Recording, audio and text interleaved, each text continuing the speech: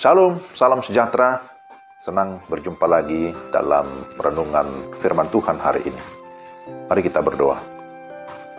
Kami datang kepadamu ya Tuhan, memohon hikmat dan pengertian, supaya ketika kami membaca dan merenungkan firman-Mu, kami dapat memahami, dan kebenaran firman-Mu itulah yang akan menguatkan serta meneguhkan iman kami. Dalam nama Tuhan Yesus.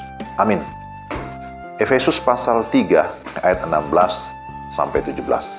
Aku berdoa supaya Ia, menurut kekayaan kemuliaannya, menguatkan dan meneguhkan kamu oleh rohnya di dalam batinmu, sehingga oleh imanmu, Kristus diam di dalam hatimu, dan kamu berakar serta berdasar di dalam kasih. Demikian Efesus 3 ayat 16 sampai 17. Renungan kita saya beri tema Kristus di dalamku. Jikalau kita mengingat pengajaran tentang pokok anggur dan ranting-rantingnya, maka di sana ada dua kebenaran pokok. Ranting melekat pada pokok anggur. Itu berbicara tentang aku, atau kita sebagai orang percaya di dalam Kristus. Dan kehidupan pokok anggur yang mengalir ke ranting. Itu berbicara tentang Kristus di dalamku, atau Kristus di dalam orang percaya. Di dalam Efesus pasal 3 ayat 16 sampai 17, Rasul Paulus menyebutkan bahwa oleh imanmu Kristus diam di dalam hatimu. Kapan Kristus di dalam kita? Tentu pada saat pertobatan kita dipersatukan dengan Kristus melalui kelahiran kembali secara rohani yang dikerjakan oleh Roh Kudus di dalam kehidupan kita. Kesadaran bahwa Kristus hidup di dalam kita itu menimbulkan tiga dampak yang signifikan, yaitu yang pertama, Dia memberi kita kuasa untuk melayani. Paulus menyadari bahwa tujuan hidupnya adalah memimpin tiap-tiap orang kepada kedewasaan dalam Kristus, dan ia dapat melakukan tugas tersebut bukan karena kekuatannya, tetapi karena kekuatan atau kuasa Tuhan yang bekerja di dalam dirinya. Maka di dalam Kolose pasal 1 ayat 19, ia menuliskan, itulah yang kuusahakan dan kupergumulkan dengan segala tenaga sesuai dengan kuasanya. Sekali lagi, sesuai dengan kuasanya, kuasa dari Tuhan, kuasa dari Kristus yang bekerja dengan kuat di dalam aku. Demikian kata Rasul Paulus. Nah, kita harus membiarkan Dia bekerja di dalam dan melalui kita. Inilah rahasia untuk terhindar dari kejenuhan dalam hidup dan juga kejenuhan di dalam pelayanan. Kedua, Dia memberi kesempatan transformasi. Kita dapat mengalami pembaruan atau transformasi menjadi seperti Kristus, karena kehidupannya ada di dalam kita. Kita memang dipanggil untuk meniru, atau ada istilah lain disebut mengimitasi Kristus. Tetapi kita tidak meniru secara eksternal atau hanya melihat-lihat lalu kita bisa berubah seperti Kristus.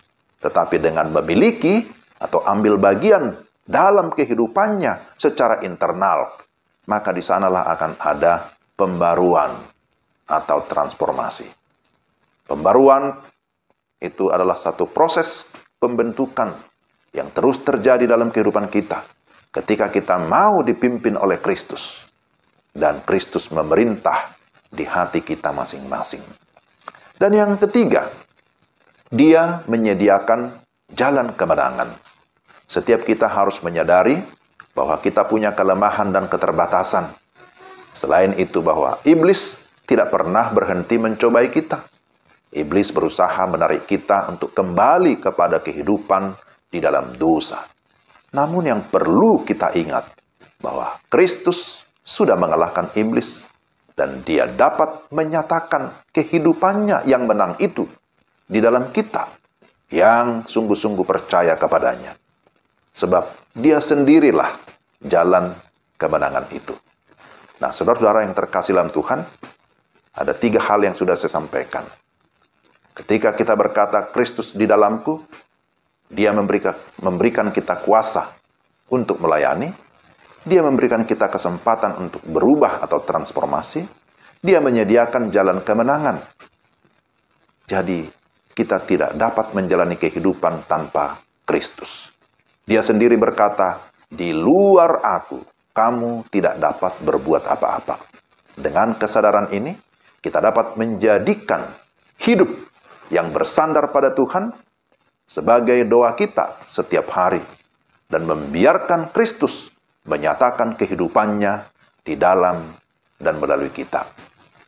Saudara, mintalah kepadanya kekuatan untuk melayani, kerinduan untuk berubah menjadi serupa seperti Kristus, dan kepercayaan diri untuk berdiri teguh menghadapi segala musuh dengan segala keyakinan bahwa kita akan mampu, kita akan menang ketika Kristus ada di dalam kita.